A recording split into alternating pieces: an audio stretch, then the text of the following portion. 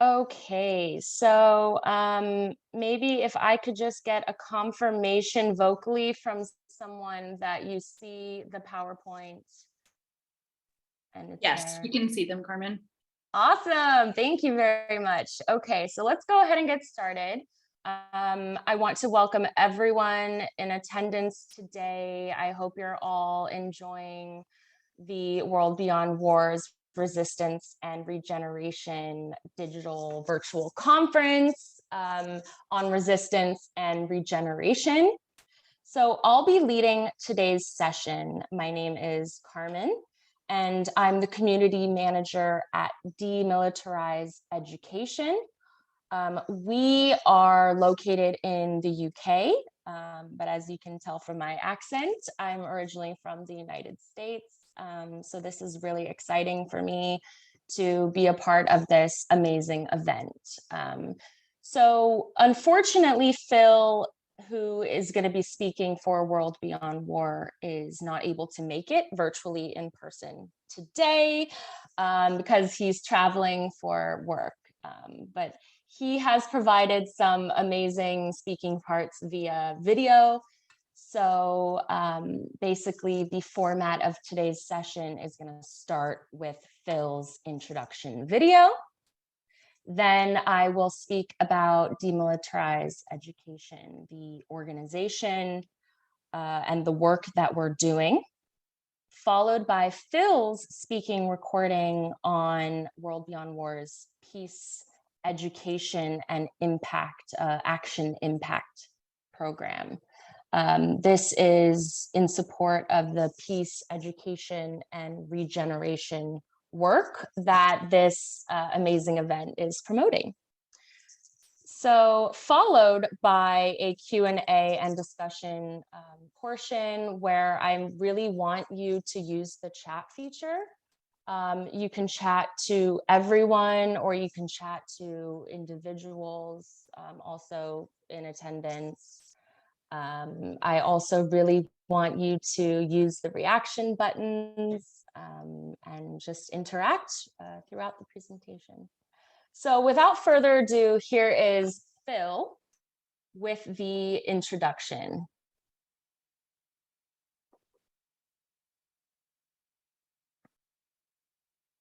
Hi everyone, hope this finds you well. On behalf of everyone at World Beyond War, we'd like to take this opportunity to do a big shout out to you all and thank you so much for joining Carmen and I for this session workshop on demilitarization and beyond, leading the world forward in peace, education and innovation. I send my apologies, I can't be with you today. I'm in transit on the way to Montenegro. If you haven't seen the work that the great partners are doing there on the ground, please go on to the World Beyond War website and check it out. My job here is to introduce what we're going to be looking at today, so very much looking forward to doing that. Before doing that, just wanted to take a couple of moments to get to know who's here. So please write in the chat your name and where you're joining us from, please. And if you wanted to, you could write something about why you're interested in particular in this workshop. And Carmen will be checking the chat. In addition, alongside that, if you have time, let's check in. A lot of peace building is looking at kind of the head, the theories, the ideas, the concepts, etc., or the hands, the kind of the activism doing. And we often or typically overlook the relational aspect of kind of peace building and checking in with ourselves and checking in with others. So if you wanted to take an opportunity to let us know how you're doing, you can write in the chat what are you thinking, what are you feeling, how's it going for you right now? Or you could additionally use the reaction button to do something like this maybe. Or you could use the reaction button to put your thumb up, etc., etc. So please take an opportunity to do that. So thank you so much, and hopefully you're going to enjoy the rest of our time together today. So let me just take an opportunity to talk about what we're going to be doing. After this brief introduction, Carmen and I will give an overview on two particular programs or organizations. But before doing that, You might want to be thinking for this session, what is the role of education in terms of advancing the prospects for peace and security in the world? More specifically, what's the role of young people in intergenerational peace building processes in the pursuit of preventing war and promoting peace? These are some of the questions, among others, that we might be engaging with today. So as we move along, Carmen's going to give a wonderful introduction to the organization Demilitarize Education, giving an overview of what the organization does, its mandate, its focus, who they work with, some of the areas that have led them to start the organization, including gaps missing in the field, and some of the work that they need your support on moving forward. Then I will talk about a program called Peace Education Action for Impact, which is developed in collaboration with Rotary, and particularly the Rotary Action Group for Peace, and was piloted last year with 12 countries, young people from 12 countries, and we're looking to work with 10 different countries this year. I want to give a focus on what the program is, the aims, the objectives, how it works, the process, and perhaps most importantly, how you can get involved or how you can support this work. And then we'll finish with some question and answers. Of course, I'm not there, so Carmen will be facilitating that. So without further ado, thank you so much for being with us, and I'm sure it will be an interesting and informative and fruitful discussion. Take care, everyone. Thank you. Bye-bye. Thank you, Phill. All right, so I hope this has provided you with an overview understanding of what we're going to get into today. So I would like to now basically provide... Hi, everyone. Hope this finds you. Okay. So as Phill said, the title of today's session is Demilitarization and Beyond, Leading the World Forward in Peace, Education, and Innovation. So overall, what we're going to be speaking about, and basically this is the intersection of our two organizations and the work that we do, is empowering young people and intergenerational collaboration to lead impactful community actions towards building sustainable institutional change and the development of peace, education, and innovations.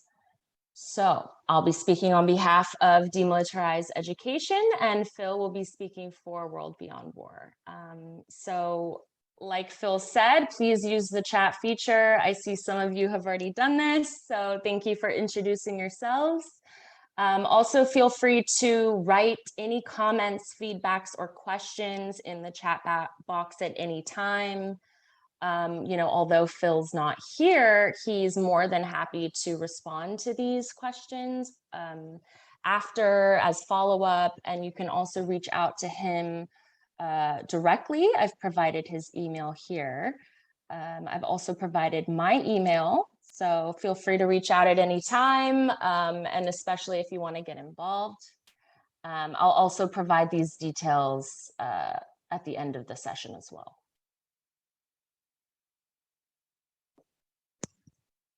Okay, so let's get into it. This is going to be an introduction to the issues more broadly and to our organization and the purpose of it. So who is Demilitarized Education? We are a community and guide for modern day peacemakers working to see universities break their ties with the global arms trade and become champions for peace. We believe that these three pillars are essential to achieving this, right? So research, media, and community. And so I hope that this presentation will give you some inspiration towards, applying to your own campaign or organization. And we believe that these three elements are very important to the work that we do.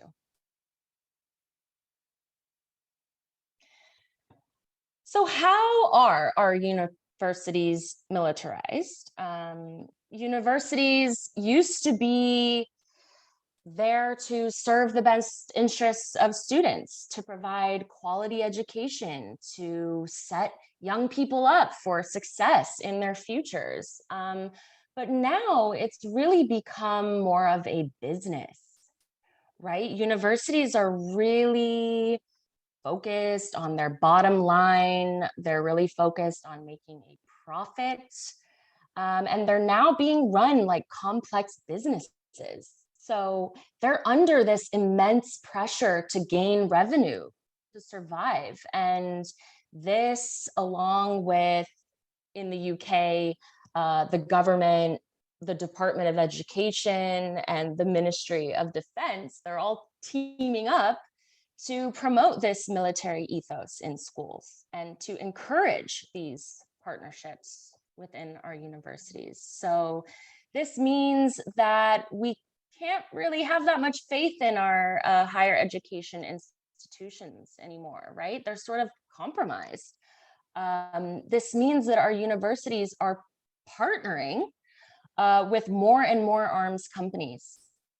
This happens in a few different ways, whether via financial partnerships like investments or shareholdings, but also through research and academic partnerships, through getting engineering students to do R&D, and through careers and recruitment pipelines. So arms companies are really getting their hands in there, and they're winning university resources to further these conflicts, to profit basically from the suffering of others.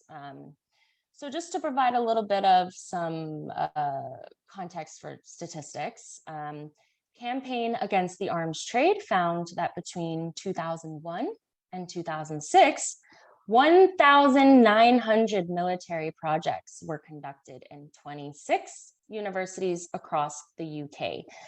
So the total monetary value of these is, at the lowest point, 725 million pounds, right? So arms companies are a big part of this military industrial complex, which as a system produces and contributes to the issues of climate change and social justice. So we can no longer accept that universities are there entirely to serve us for the good. They're also helping to advance a deadly industry where innovation is so needed to tackle the defining threats of our generation. And that's what we'll get into in a bit, is peaceful innovations. So, right, the power our universities hold is evident. And at DED, we use community research and media to drive world peace and demilitarization, because it's so clear that universities have throughout history, invented and developed many wonderful things like the computer, pacemakers, birth control, the Hep B vaccine. And these are just a few examples from the UK alone, right? So I'm sure a lot of people joining us from the US can think of some examples from the US, and feel free to pop them in the chat. So if we can imagine that these 1,900, projects that were being used for military purposes, if we can imagine that these projects were actually being used to develop peaceful innovations, then wow. So we believe that there's this disconnect between higher education, academics, and activism. So we believe part of bridging that gap is to transform militarism and support peace. What does this mean? This means not only gaining a commitment, but divesting from the military industrial complex, and then re-putting our money and our energy into diversifying into peace developments, right? And this thinking falls in line with rethinking security, right? How can we rethink what peace and security means, right?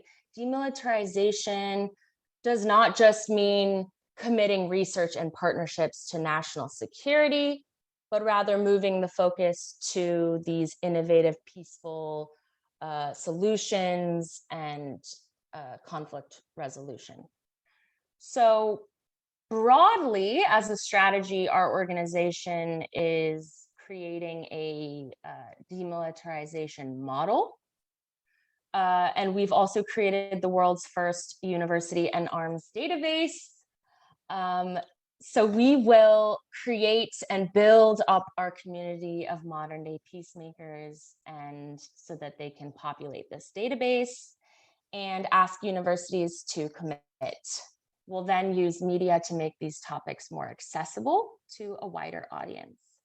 So I'll leave this question here below for you guys to think about, and we'll come back to it later during the discussion.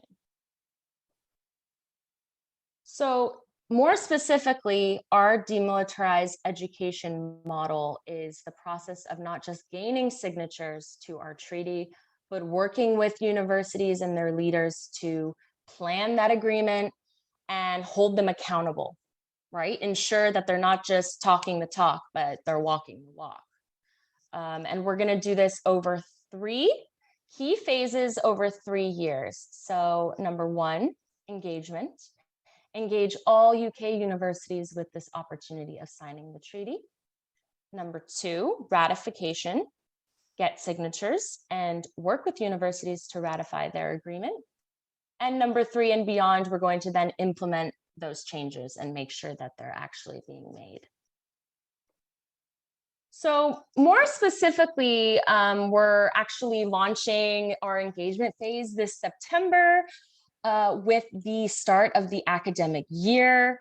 We'll be promoting our model within universities, and we'll be hosting 2-month cycles, which basically are going to bring people in and give them the skills, the guidance, and the support needed to feel empowered, right? Because the idea is that this influence and this pressure should come from students. It should come from within. And that is what we're mainly hoping to achieve in being a community and guide for modern day peacemakers. So I'd like to talk a little bit about basically why our organization's partnership with World Beyond War is so important, because we're seeking to bridge this gap between education and action.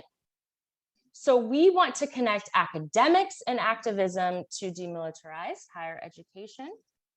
And we want locally targeted community impact initiatives and youth-led intergenerational and cross-cultural collaboration. We believe that these things are crucial to achieving the change that we want to see within these institutions.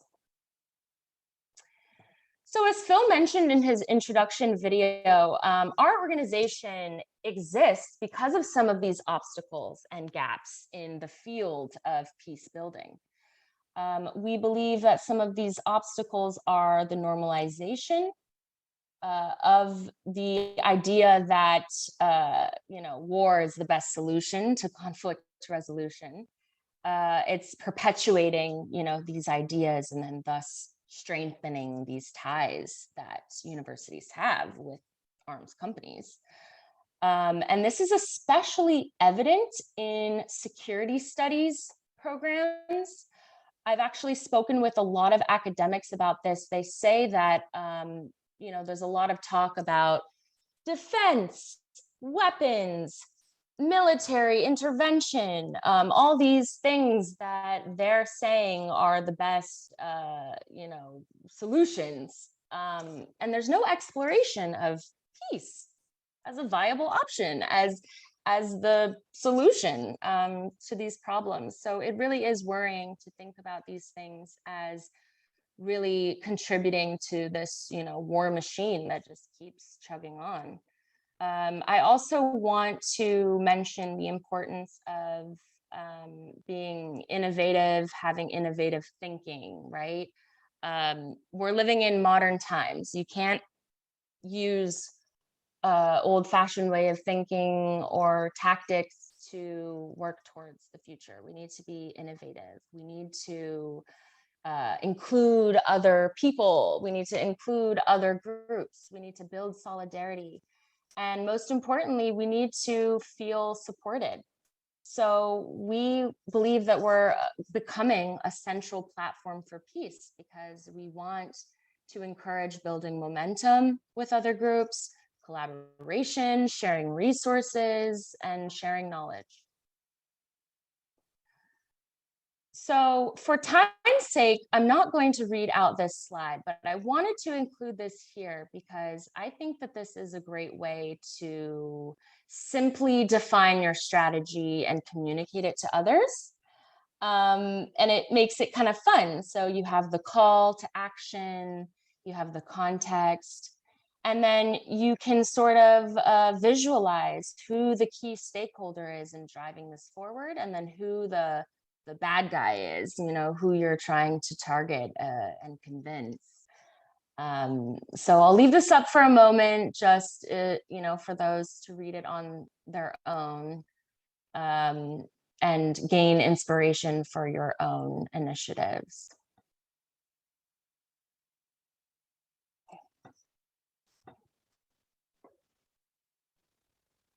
Okay, and I'll also be happy to share my presentation with anyone who asks. You know, not a problem. We like to be transparent with everything we do, so. All right, so these, we believe, are the key enabling factors or the skills needed to successfully achieve what we want to achieve. We believe in informing, educating, and motivating. This is especially done through our media content. We want these issues to be easily digestible and understood, you know, not just to our immediate audience, but to a wider audience. And we also believe that collaboration and intersectionality are really, really key. So that's something that I'll go into in a little bit when I talk about our success stories. So now I'm going to speak about some of these organizations that we're partnering with and how we are building off of, you know, what they've already achieved. For example, we are working with People and Planet, and we believe that they've had tremendous success on these three things. Specifically, they've gained commitment by 93 universities across the UK to go fossil free. And this has amounted to a total of 15 billion pounds divested from the fossil fuels industry. And then further than that, they're really on an annual basis, they're holding these universities accountable through their university league markings.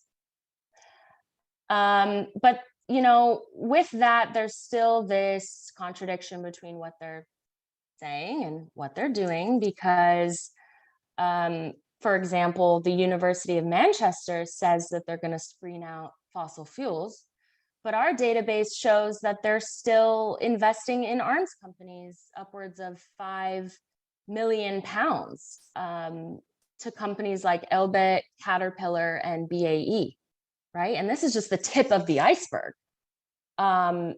So there's just major contradictions and hypocrisy, you know, across the board here. We're also working with NUS, the National Union of Students in the UK, for their decolonization movement. They've had some success with this through direct action, open petitions, and open letters.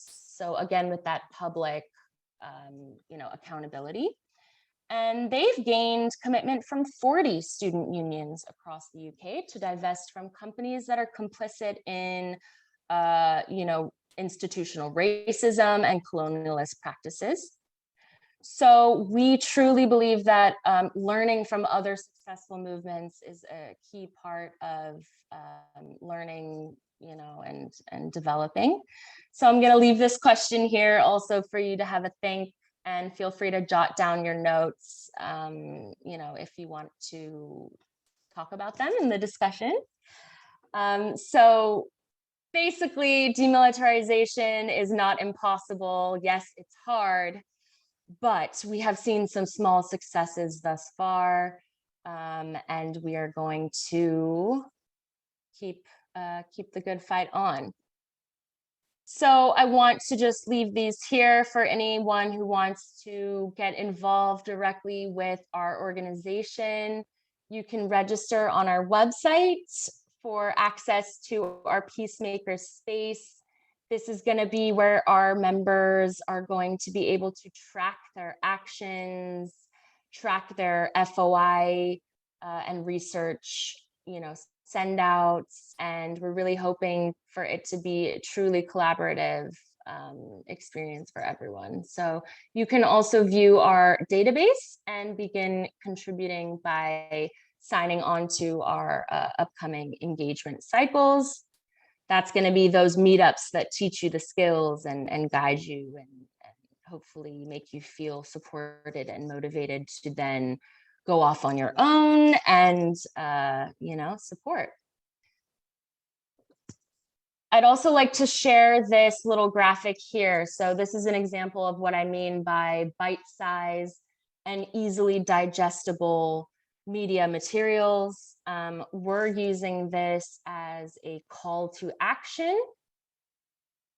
So you can use this for inspiration. You can copy down this short URL here if you want to download and share. I'll just leave that up for a second. Okay. So I would love if everyone could join the Peace Force. You could go to our website. You can explore our online spaces. And you can also sign up to our newsletter if you want to receive direct updates on what we're doing and information on what we're planning and how you can get involved. So I'll also leave this up just for a second. But again, like I said, I'd be happy to share this information with any of you directly. Okay. So now we're going to hear from Phill, and he's going to be speaking about World Beyond War's Peace Education and Action Impact Program. Okay, so I'm going to play it now.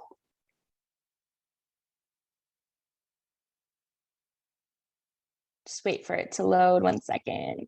Hello again, everyone. Hope you're enjoying the workshop so far, and I'm sure it was a very interesting experience listening to Carmen and the great work that they're doing.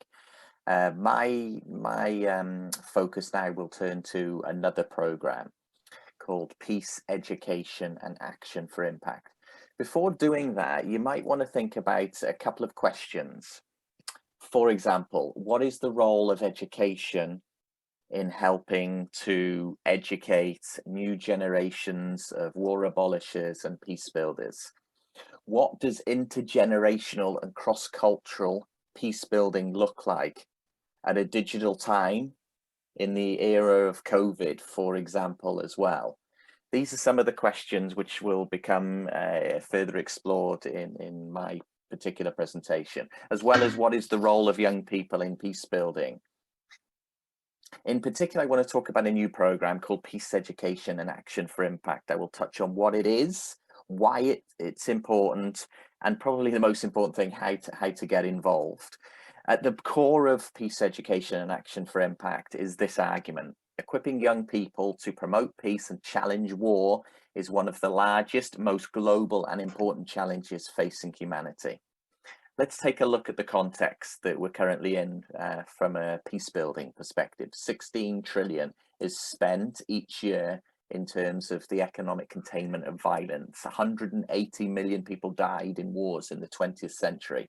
It's estimated that about 10 trillion is attributed to the cost of war each year. 2 trillion of that is spent directly on military expenditure. About half of that comes from the US. When you put that into perspective, it's suggested that we need about 30 billion to end global starvation on the planet. Here's one of World Beyond War's campaigns. 3% of US military spending could end starvation on the planet. The result of this over-focus on war and under-focus on peace building is that we have a 340% increase in battlefield deaths worldwide over the last 10 years. And we're now at a 30-year high in terms of violent conflict around the world. And also 100 million people are currently displaced. Now, we know the top cause of the refugee crisis around the world is, of course, the war system, as well as being at the core of two existential threats, the nuclear apocalypse and climate change. So hopefully that gives us perspective on why it's important to challenge war. Now I want to say something about why it's important to focus on young people. We know Gandhi, long time ago, said that if we are to reach real peace in the world, we have to begin with children. That's always been the case. However, recently, as in today, the focus on engaging young people in pro-peace and anti-war activities has now become more important than ever. At a time when there are more young people on the planet than ever before, and the demographic 15 to 25 are the largest and fastest growing demographic on the planet, it's really difficult to overestimate the key and critical role that young people play in preventing war and promoting peace. This is why we started a new program called Peace Education and Action for Impact, a collaboration between World Beyond War and Rotary, which is the largest service organization in the world, in particular, the Rotary Action Group for Peace. Here's the collaborative venture. Part of the ambition of the program is to connect and support new generations of peace builders around the world. We built a model. Here's some work that it was born out of a PhD research that I did, and later helping to develop other programs. And then a pilot program was put together in 2021. But the program, Peace Education Action for Impact, is a developmental process of 14 weeks, split up into two parts. Part one, Peace Education, which is 6 weeks, and I'm going to say something about that shortly. Part two, Peace Action, which is about doing action projects. Each country that's involved has their own country project team, which is made up of 4 adults and 10 young people, 18 to 30. As they go through the process, they engage in education, research, activism, and advocacy. So the two-pronged approach, Peace Education and Peace Action. If we look at Peace Education, it engages 100 youth and 20 adults, and the aim is to strengthen their capacities to prevent war and promote peace. They do this over the space of 6 weeks online course, and spend between 3 to 6 hours each week studying. So they do it alongside their studies, alongside their work, etc. We work, here's a model put together, we work what we call the knowing, doing, and being of peace building. The knowing part looks at understanding peace building. So it's 2 weeks looking at what we call the knowing of peace building, 2 weeks looking at the heart of peace building, 2 weeks looking at the hands of peace building. In the first 2 weeks, we look at an introduction to peace building, covering concepts such as violence, conflict, power, and peace. And then the second week looks at understanding systems and their influence on war and peace. Week 3 looks at ways of being with self, so turning the mirror inwards, looking at our own role as peace builders. And then week 4, ways of being with others. How do we be in collaboration and communicate more effectively with others? Week 5 looks at how to design and implement a peace project. Week 6 looks at how to monitor and evaluate peace projects. I'm aware I'm going through this very quick because we want to leave a lot more time for questions at the end, but I'm going to leave my email so you can get in contact with me after. Part 2 is Peace Action. This is where the country project teams made up of intergenerational collectives, so both younger generations and older generations work together for 8 weeks to design, implement, evaluate, and communicate a peace project. As we go through the 14 weeks, we set up what we call an intergenerational cross-cultural community of inquiry. So we have opportunities for countries from the global north, countries from the global south to learn from each other. You know, what does peace building look like in Venezuela? What does it look like in South Sudan, for example? so that they can engage with each other and learn from each other, not just from intergenerational work, but from cross-cultural work. So who does this program impact? Well, it's impacted at, broadly speaking, 3 different levels. One is at the personal level, so training young people and also mentors that work with them to be more effective peace builders. 2, the communities where the peace projects are implemented. And 3, the idea is to help move the peace building field forward. What does youth-led intergenerational cross-cultural peace building look like in practice? The good news is that we have a proven track record. It's a very ambitious project, but we have a proven track record. We've got global recognition for our work at World Beyond War. We won the Global Educators Challenge. We won the 2021 US Peace Prize. We are widely recognized as one of the leaders in the peace building and particularly anti-war initiatives. And what does it look like in practice? Well, in 2021, we piloted the project. It was a lot of work, and we worked with 12 countries who developed their own country project teams. So we had 4 from Africa, Cameroon, Kenya, Nigeria, South Sudan, 4 from Europe. We had a joint Ukraine and Russia team, very interesting, Turkey and Serbia, and then 4 from the Americas, US, Canada, Colombia, and Venezuela, who went through the process. This resulted in 160 participants from all these 12 countries being strengthening their peace building capacities, resulted in 15 youth-led peace projects in these 12 countries, and about 20 locally embedded organizations involved, as well as partnering with Rotary. Here's one of the country project teams. Each country had a similar kind of setup. This is Venezuela. Here's some examples of the projects. I won't go through them all now. I'm going to leave with Carmen and the link to the website so you can access and look at the information about the projects.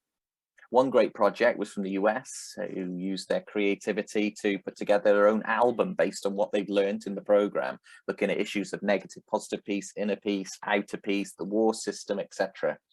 Another great example of a project was Cameroon, who looked at issues of youth exclusion and how to engage young people more in peace building efforts. And they actually got a letter from the minister here, the government, to congratulate them on their great work that they've done.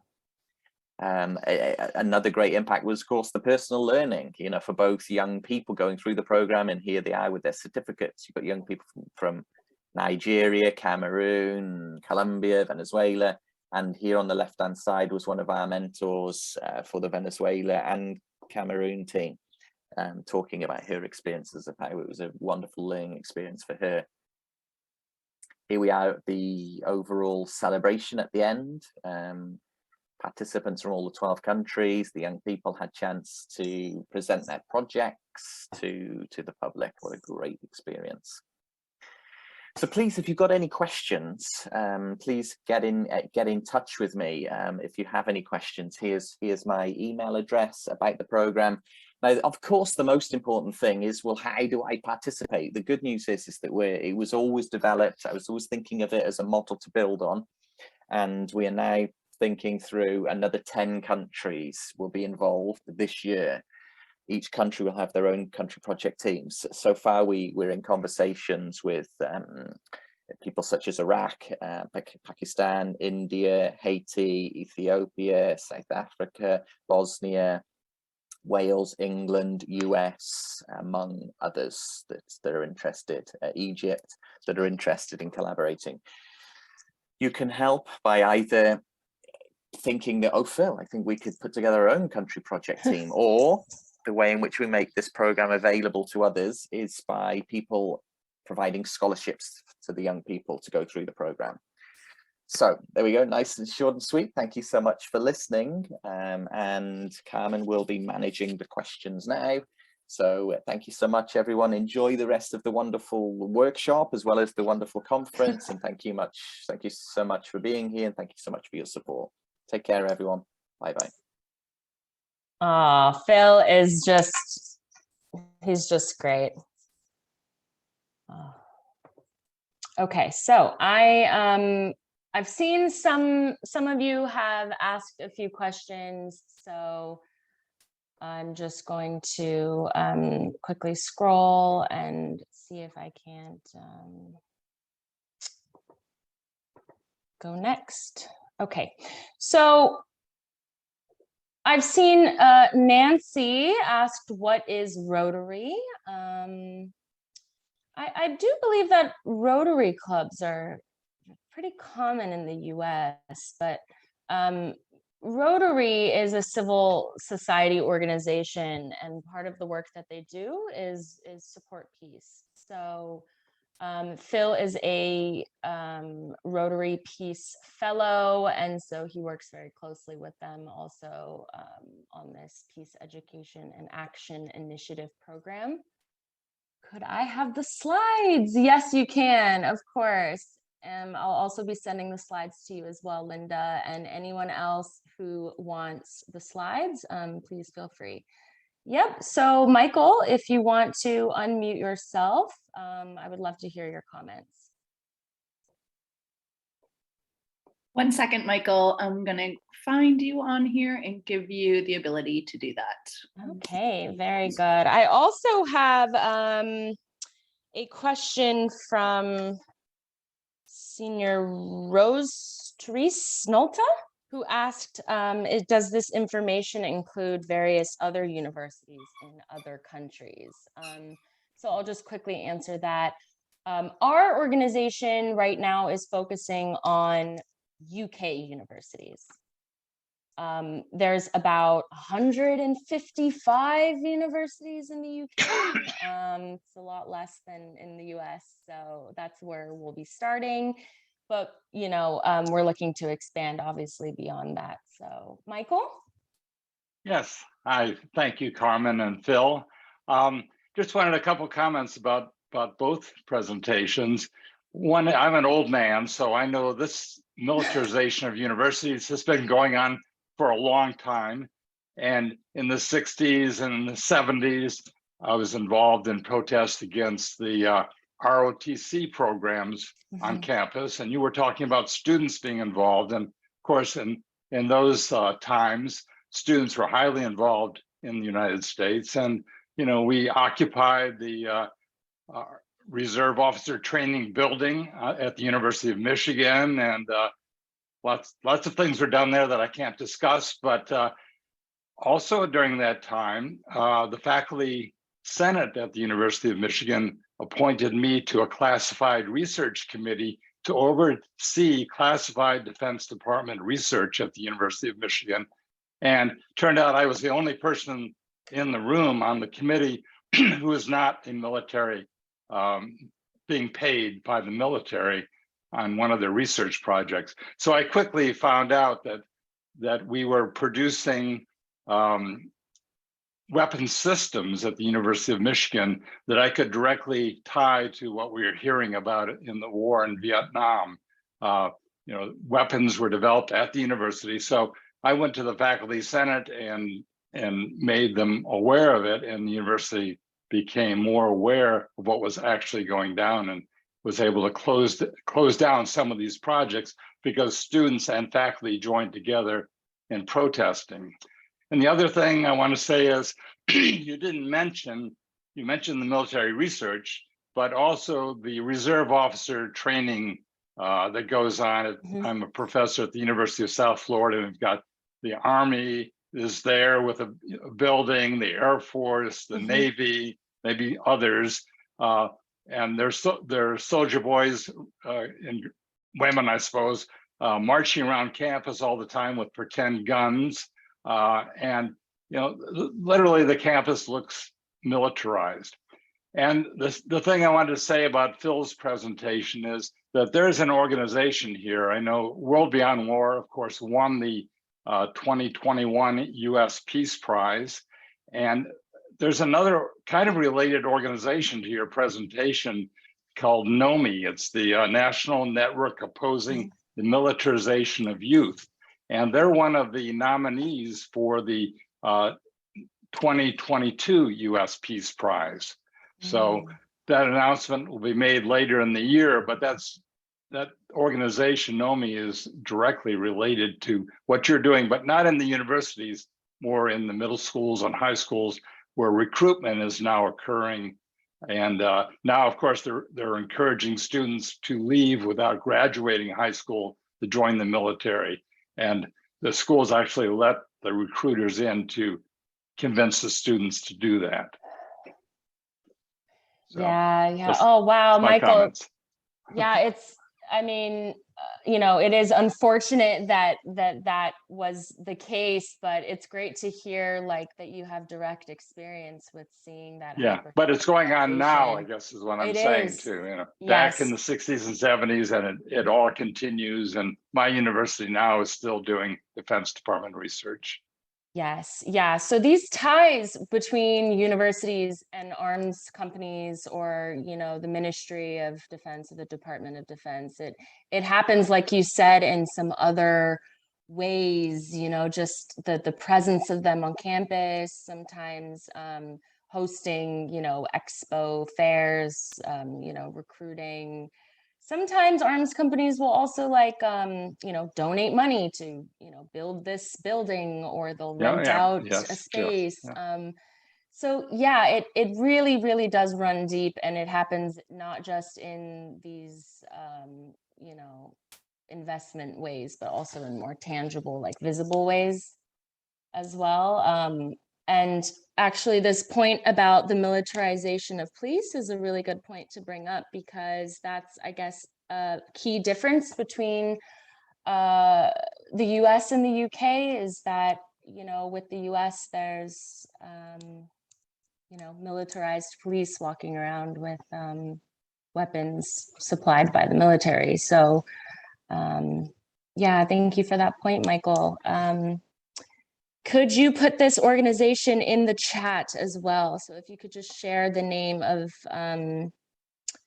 the organization you spoke of. I think you mentioned NOMI. Could you turn your share screen on? Oh, okay. So someone's having difficulty seeing my screen. Is anybody else having difficulty seeing my screen? No? Okay. All right, so I also wanted to answer any questions that you may have related to those that I posed in the presentation. So, what can we learn from the success of other groups? And what does rethinking peace and security mean to you? You can unmute yourself if you would like to contribute to this conversation directly, or you can, put your comments in the chat as well. Sorry, Carmen, whose question was that? I can allow them to unmute themselves. So the questions that I posed during my presentation, which was, yeah. Oh, right, okay. Bob McKinney, hello, Bob. Bob said he's having difficulty viewing my shared screen. So you might want to reach out to him directly. I don't think that there's any issues with that on my end, but. Thank you very much. I'm a co-founder of the California for a World Beyond War, one of the chapters, and also founder of a Cathedral City Peace Initiative. We're making our city into an international city of peace. And one thing, as we do this work, I'm troubled by, I don't see enough about outcomes, what outcomes have been achieved, and also how are they measured? How can you be sure you're being effective in your work? That's a question that's on our minds, especially in the California chapter. Does anyone have comments on that? Yeah, how definitely. can we be sure we're successful? We can talk to I'm troubled with us anyway, about we're constantly talking to the already converted. How can we talk to people who don't agree with us and convince them? And then how do we know we've actually convinced them? Right. No, yeah, that's a really excellent point. I mean, as far as reaching people outside of our immediate network, we believe that online media, digital media is really important for this.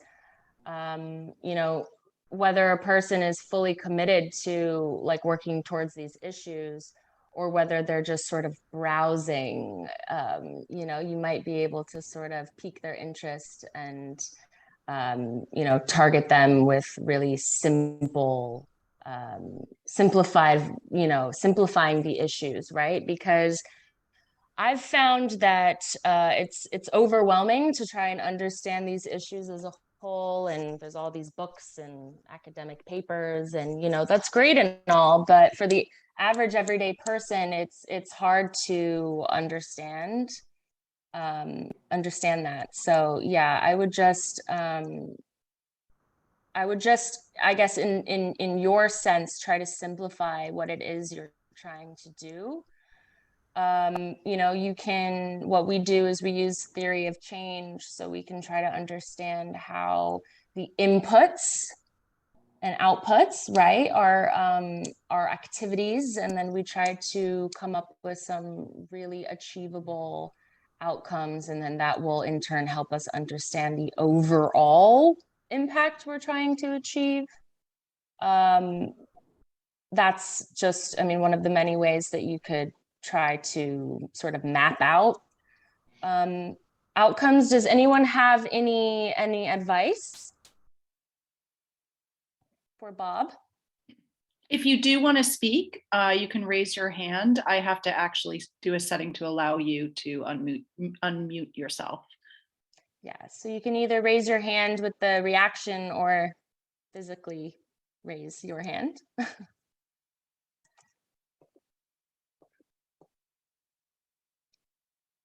Okay.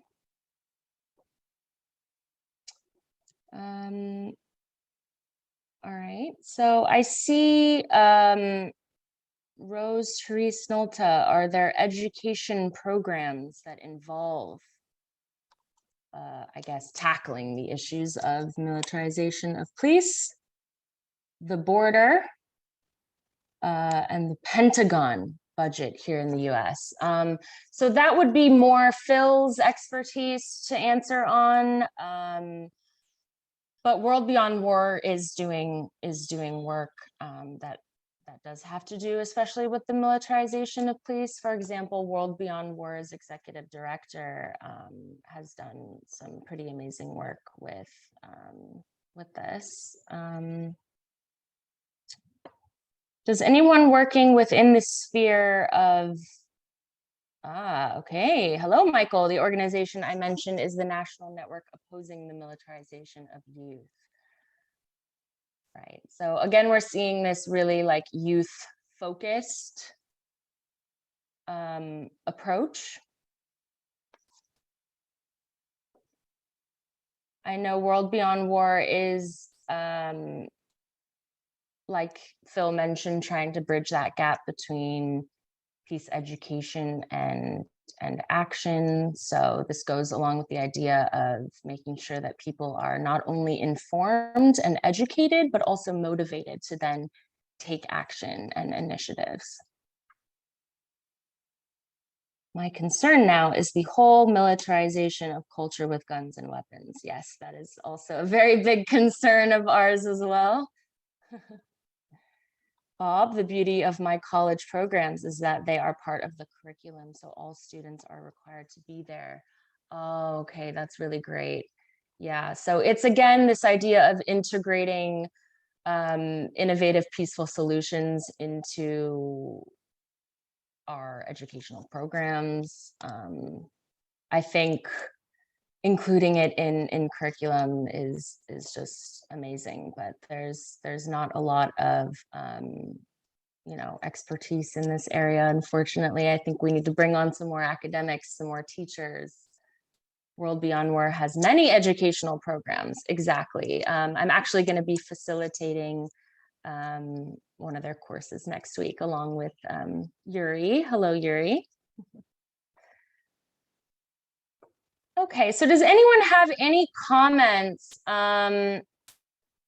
about sort of their ideas on how we can rethink peace and security? Just curious to hear everyone's final comments. I've also provided Phil's email here Phill@WorldBeyondWar.org, as well as my email, community@deadone.co.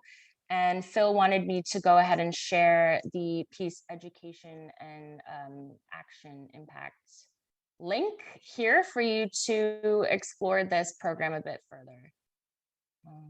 Yeah, so thank you, everyone. Thank you very much. I'm going to stop sharing my screen now so I can look at all of your lovely faces. Thank you, Yuri. Yuri is an amazing activist from Ukraine. Thank you. I would like to see the activism by youth that was seen in the 60s. Yes, yes. Thank you very much. Oh, thank you. Thank you very much. Yeah. Oh, that's actually amazing that Jay, that you mentioned that. I was just speaking to my organization's director about the Glastonbury Festival in Scotland, and how Campaign for Nuclear Disarmament started it. And then now it's sort of developed away from, you know, social change and activism to just include people going there to party and listen to music, you know. But I think we really need to bring these events back to the reasons why they started, and to the root of, you know, the amazing work that needs to be done. Thank you, everyone. Thank you. So feel free to put your emails in the chat. If you want it available to everyone, you can say to everyone. If you want to just send it to me directly, then you can do that, and I'd be more than happy to respond to anything. Some of those peace concerts. Yes, yes. Well, if an invitation comes my way for one of these peace concerts, then I'd be very happy. Sounds great. Oh, thank you, everyone. Thank you. Okay, I think we're going to wrap up. Are you all set, Carmen? Thanks so much, everyone, for joining us. I am going to end the session, and you will be brought back into the conference lobby. Thank you. Thank you, everyone. Have a great one.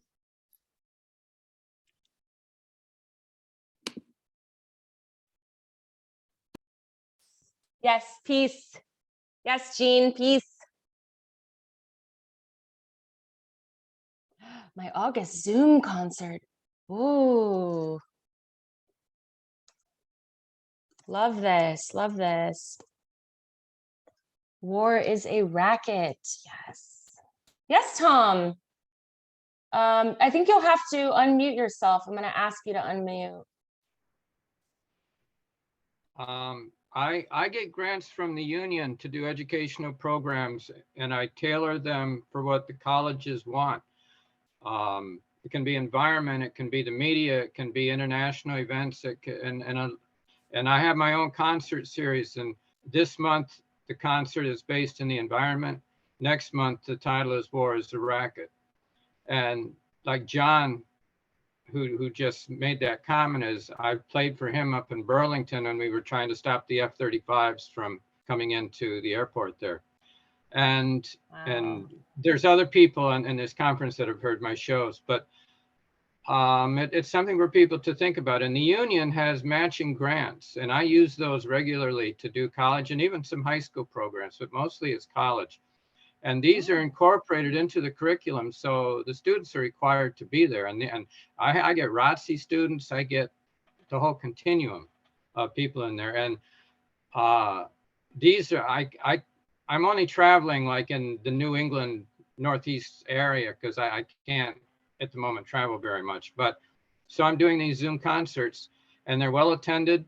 And they get the college concerts, the students hang out afterwards. We talk for an hour, a couple hours sometimes about I love things it. that they do, because there's a lot of history involved into the present and things I have no clue about. Mm-hmm. So anyway, I feel very good about those shows. And awesome. you know, drop a dime if you want to talk to me about. Yeah, definitely. I mean, before COVID, we hosted music events as well because we found that's a really great way to get young people to show up and just be really engaged, and it's also fun. So yeah, we host like finger guns only events. My t-shirt is in promotion of that. No real guns, finger guns only. So yeah, I love that, Tom. That's amazing work. I would love a link so I could Well, you attend have my that. website and my email are both in the chat. I couldn't get into Perfect. Canada the last time I was booked in Canada. They stopped me at the border. I was in their computer. They stopped me actually on the U.S. side, and they were going to send my truck to the warehouse and confiscate all my product and everything. And they took my passport for a while, but I got it back. And but they had me, and my truck used to be the stage at Westover Air Force Base, so Oh. I didn't get into Canada. I didn't get the shows. I was going to go to Detroit from Buffalo. That's where I got stopped, was in Buffalo. So and do you think you were flagged because of your activism? Oh yeah, because they stopped me on the state side, whether it was just a random check or whatever, and he took my passport and when I typed it into the computer, and his first words were, we're sending your truck to the warehouse. And they made me go over to customs, and they took my passport. And then the last time I was the last time I was harassed at the border was when I was playing for World Beyond War at the Toronto conference. And wow. We were really harassed on the Canadian side. And the guard got, well, I'm not going to get in the whole story. We got through, certainly, but the guard was the border guard for Canada was really disturbed with us, and I'm not going to take up time going into the whole dynamic, but yeah, I think I've heard a lot of stories about that actually, and it's always on the American side as well. yeah. But keep up the good fight. Jean, you're from Taos. That's amazing. My mom is joining from Tijeras. We are from Albuquerque. Yes, so great to have you, a fellow New Mexican. Okay, I can't hear you, but we're going to be wrapping up. We're going to be ending this in a minute. So just final comments. I would just like to say that there's going to be a big deal going on, well, hopefully in Santa Fe, that the Archbishop is putting on, and it's going to be interfaith, and it'll be around Hiroshima Nagasaki Day. So if you go to Nuke Watch or Concerned Citizens for Nuclear Safety, you'll find out more. And then there's a film company that's putting on the National Zoom with Daniel Ellsberg and others. So that'll be happening. But this is going to be on Zoom and also in person in Santa Fe. So, for those online here, there's more money going into nuclear weapons at Los Alamos National Lab right now than the entire state budget of New Mexico. And this is something that really needs to be publicized. And the Archbishop in Santa Fe has been trying to get the word out, and he's been writing really informative discussions in the Albuquerque Journal. You can Google it, and please spread the word, because we're pretty much ground zero for nuclear weapons in the world and what's really happening in Ukraine as a result of Putin feeling like he's being fenced in. Right. Yeah, exactly. I mean, we're one of the poorest states in the United States, but as you said, there's so much money going into nuclear weapons developments, and meanwhile, our homeless population is out of control. There's no, human service. The social services are not being boosted, and yes, I'll reach out to you directly, because I am really interested in hearing more about sort of this local movement, and especially it's where I'm from. So So great. All right, guys. This is great. Thank you. Yes, you're welcome. Thank you, everyone. As I said before, feel free to reach out to me directly. Yes, Tom. Thank you. Thank you. Have a great one, everyone.